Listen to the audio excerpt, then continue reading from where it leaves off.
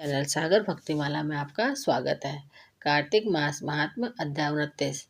राजा पृथु ने देव ऋषि नारद जी से पूछा कि हे मुनि श्रेष्ठ, आपने कलह की मुक्ति का वृत्तांत मुझसे कहा, जिसे मैंने ध्यान पूर्वक सुना।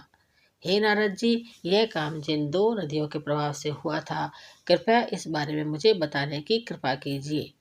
नारद जी बोले कि हे राजन, कृष्णा नदी साक्षात भगवान श्री कृष्ण का शरीर और वैणी नामक नदी भगवान शंकर का शरीर है।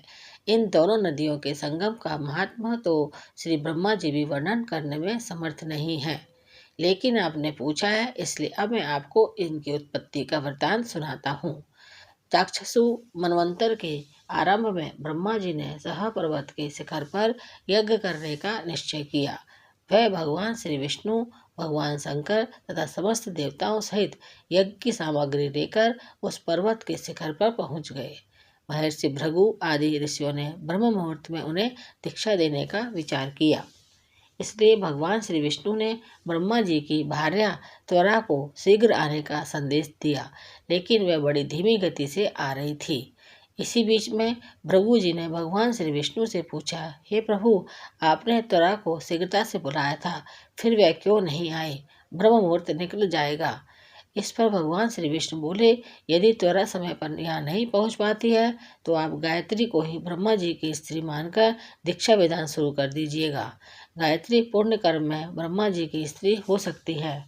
नारद जी ने कहा, हे राजन, भगवान श्री विष्णु की इस बात का समर्थन भगवान शंकर जी ने भी किया। यह बात सुनकर भृगु जी ने गायत्री को ही ब्रह्मा जी के दाहिनी ओर बिठाकर दीक्षा विधान आरंभ कर दिया।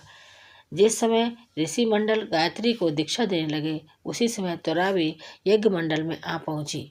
ब्रह्मा जी के दाहिनी ओर गायत्री को बैठा देखकर ईर्ष्या से कुपित होकर त्वरा बोली कि जहाँ अपूज्यों की पूजा और पूज्यों की अप्रतिष्ठा होती है, वहाँ पर दुर्भिक्ष, मृत्यु तथा भय तीनों अवश्य हुआ करते हैं।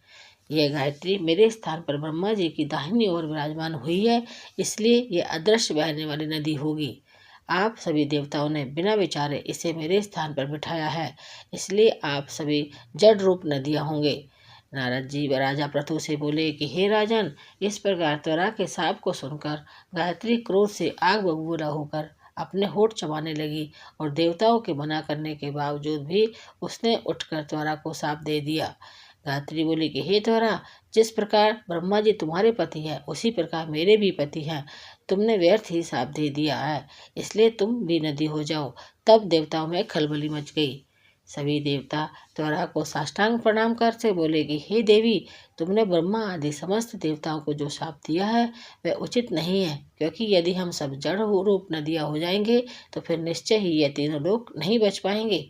चूँकि यह शाप तुमने बिना विचार किए दिया है, इसलिए यह शाप तुम वापस ले लो।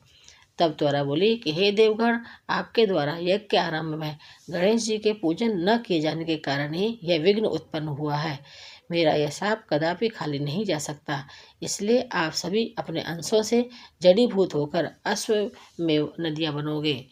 हम दोनों सौतने भी अपने अपने अंशों से पश्चिम में बहने वाली नदियाँ बनेंगी। नारद जी राजा पृथु से बोले कि हे राजन, त्वरा के यह वचन सुनकर भगवान विष्णु, शंकर आदि सभी देवता अपने अपने अंशों से नदियाँ बन गए। भगवान विष्णु के अंश से कृष्णा, भगवान शंकर के अंश से वैणी तथा ब्रह्मा जी के अंश से कुकुमती नामक नदियाँ उत्पन्न हुई। समस्त देवताओं ने अपने अंशों को जड़ बनाकर वहीं सह पर्वत पर फेंक दिया। फिर उन लोगों के अंश अलग अलग नदियों के रूप में बहने लगे। देवताओं के अंशों से सहस्त्रों की संख्या में पश्चिम की ओर बहने वाली नदियाँ उत्पन्न हुई। गायत्री और त्वरा दोनों पश्चिम की ओर बहने वाली नदियाँ होकर एक साथ बहने लगी। उन दोनों का नाम सावित्री पड़ा। ब्रह्मा जी ने यज्ञ स्थान पर भगवान विष्णु तथा भगवान शंकर की स्थापना की। दोनों देवता महाबल तथा अति बल के नाम से प्रसिद्ध हुए। देव ऋषि नारद जी ने कहा कि हे राजन, कृष्णा और वाणी नदी की उत्पत्ति का यह वर्णन जो भी मनुष्य सुनेगा या सुनाएगा, उसे नदियों के दर्शन और स्नान का फल प्राप्त होगा। तो ये है कार्तिक महात्मा अध्याय 29 की कथा। आगे की कथा अगले अध्याय में सुनेंगे। मेरे चैनल को सब्सक्राइब जरूर करें। धन्यवाद।